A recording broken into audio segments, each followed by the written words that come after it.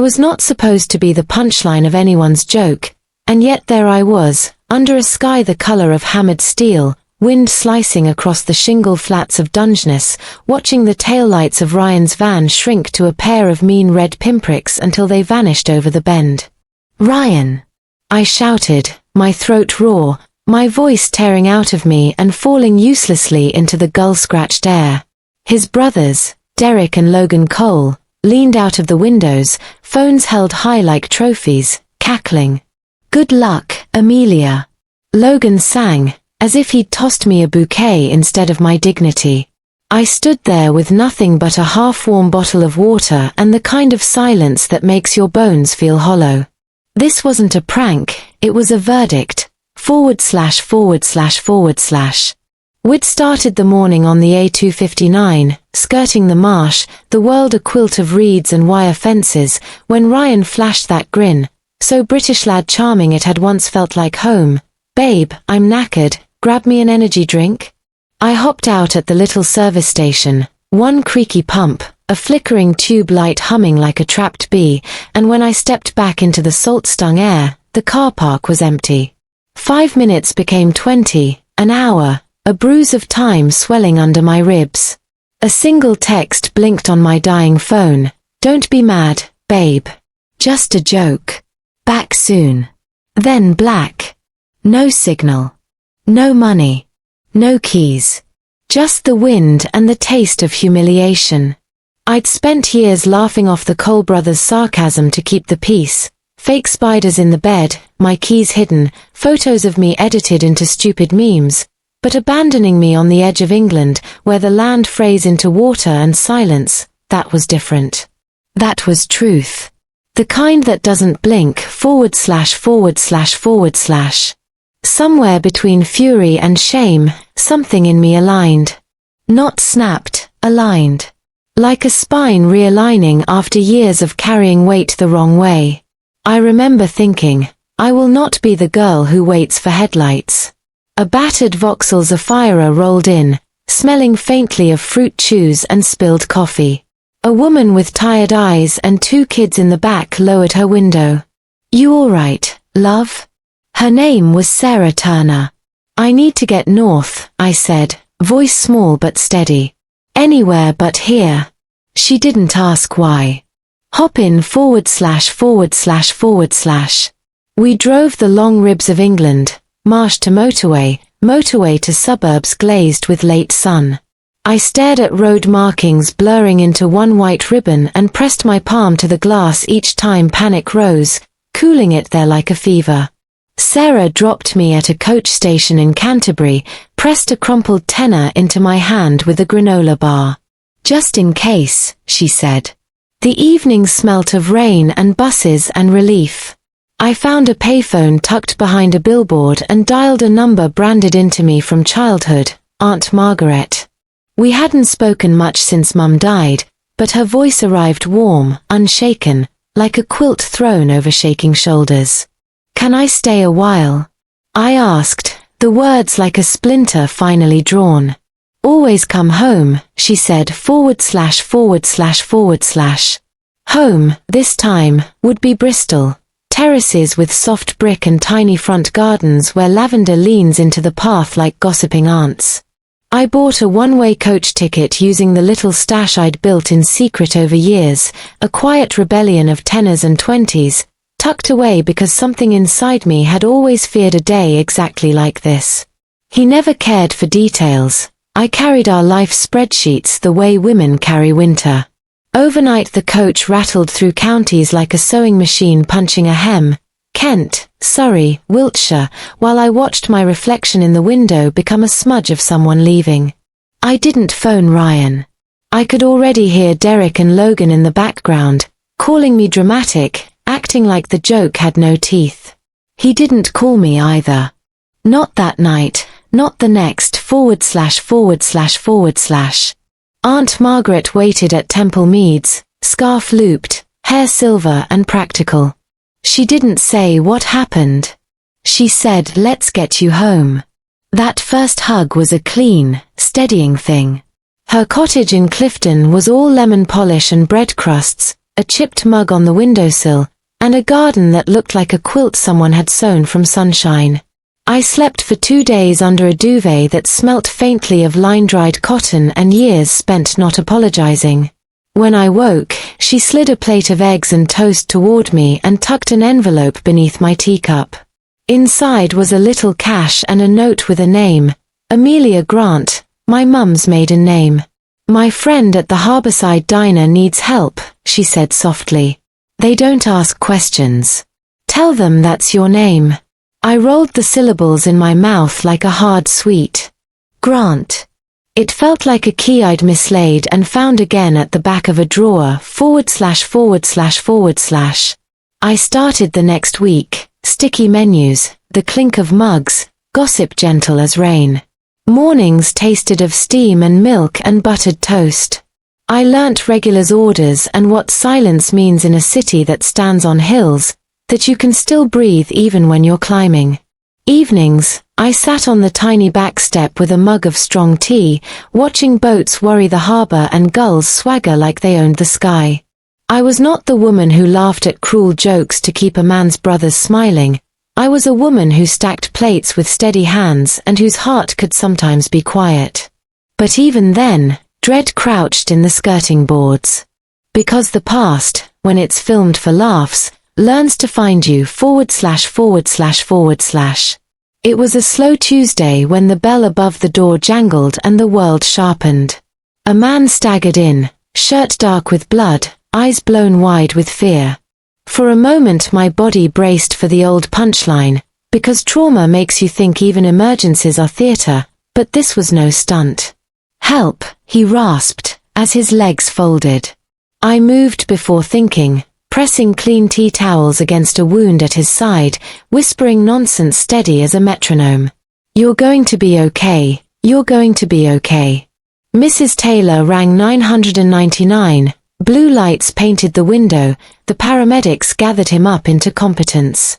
His fingers, cold and shaking, squeezed my wrist. "Thank you ////." He came back days later, walking carefully, bruises like storm maps fading at the edges. "Coffee, and your name," he said, a wry half-smile that didn't take more than it gave. "Amelia," I said. "Amelia Grant." He nodded like names mattered only because you chose them. "I'm Noah Whitmore." He took the corner booth by the window thereafter, reading the paper, sometimes watching the harbor when it glimmered pewter. He listened. Really listened. And when he spoke, it was to add light, not take it. The kind of presence that doesn't ask to be paid back.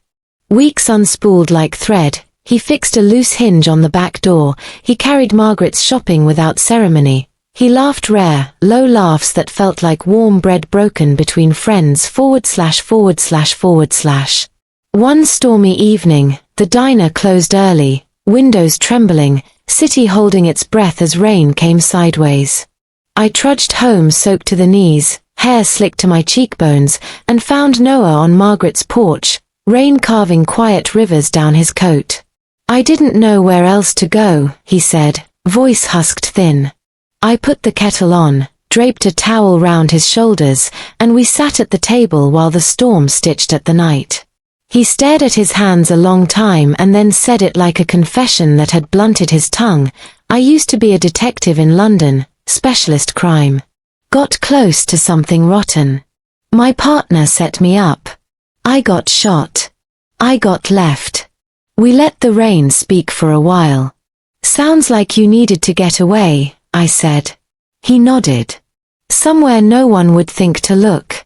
He slept on our sofa that night, and when I handed him a blanket our fingers touched, a flicker, a question, a kind of promise that didn't rush itself ////. Peace, I've learned, is not the absence of threat, it's the accumulation of small, chosen safeties. A fresh lock. A neighbor who waves. A man who asks "Are you okay?" and actually waits for the answer.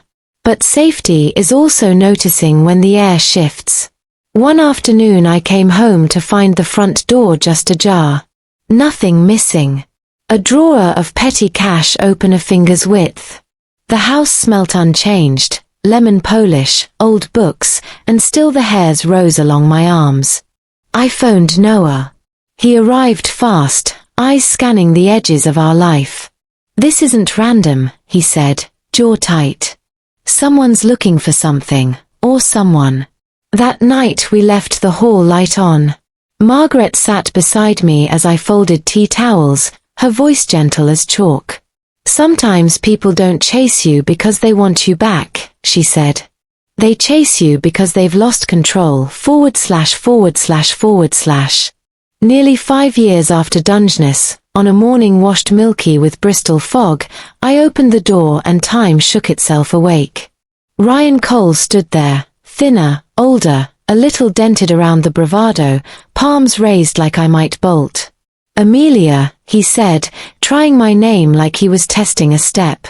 "Can we talk?" My heart slammed against the bars of my ribs and then steadied. Because the woman on this threshold wasn't the girl at that service station. Noah stepped up behind me, quiet and immovable. "Who are you?" he asked, even, not unkind. Ryan swallowed. "I'm her husband." The word hit like a cold slap. Husband, as if time hadn't written its own annulment with silence. I reached past the ache and found the iron I'd been forging for years. "I'm not your wife," I said. "Not anymore. ///."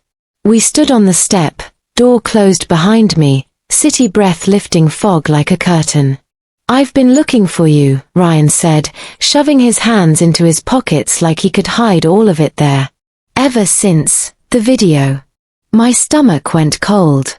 "What video?" He flinched.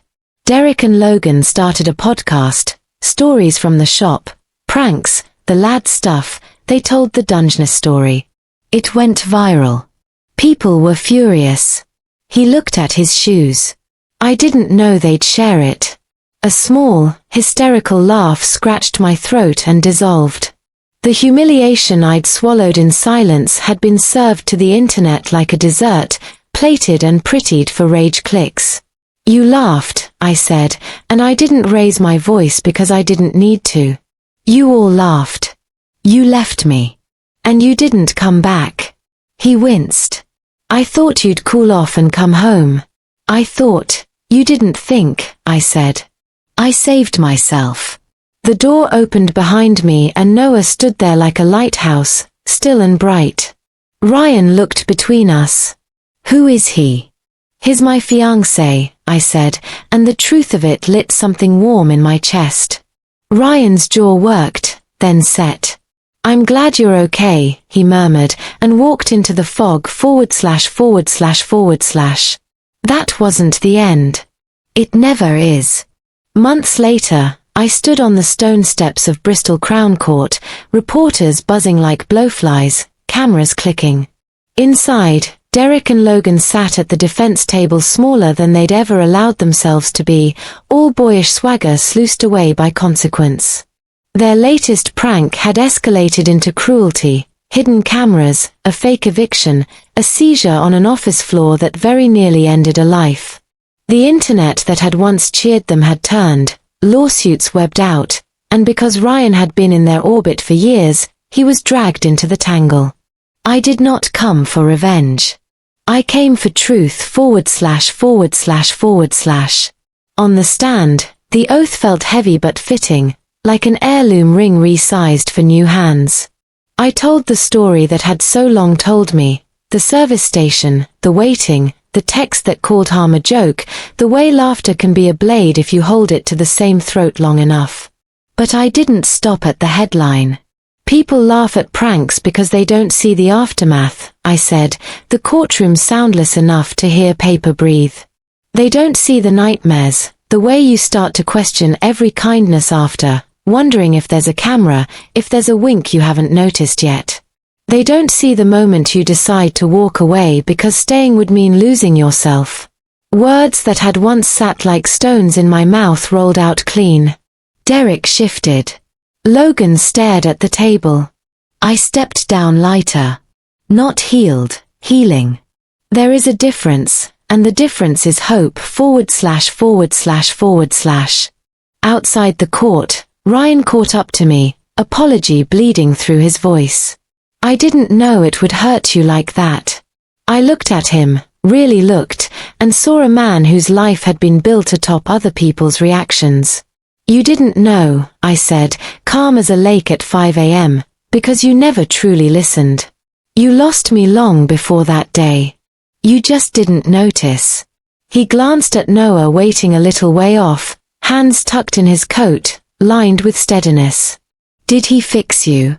Ryan asked, not with cruelty, with the clumsy yearning of someone who still thinks women are puzzles to be solved by men's hands. I smiled, small and full. He didn't find me whole, I said. He found me broken, and stayed while I healed myself /////.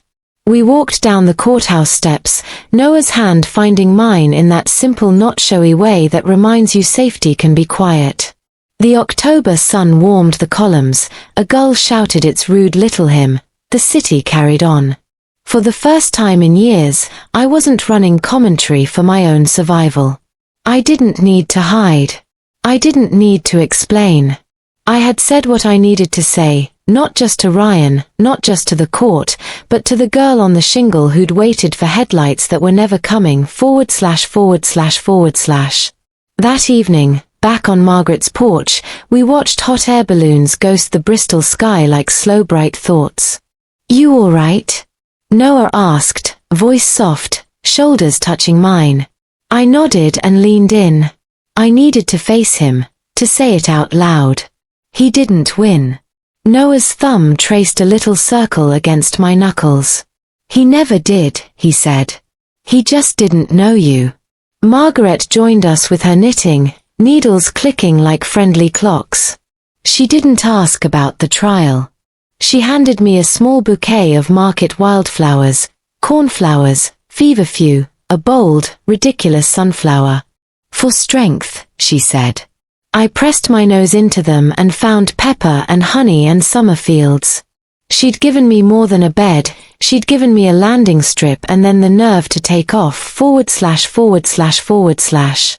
The next morning I was back at the harborside, pouring coffee, bantering with Di, who always pretends to loathe poached eggs but orders them anyway, and Fatima, who laughs like a bell and tells us what the harbor gossip says about the weather.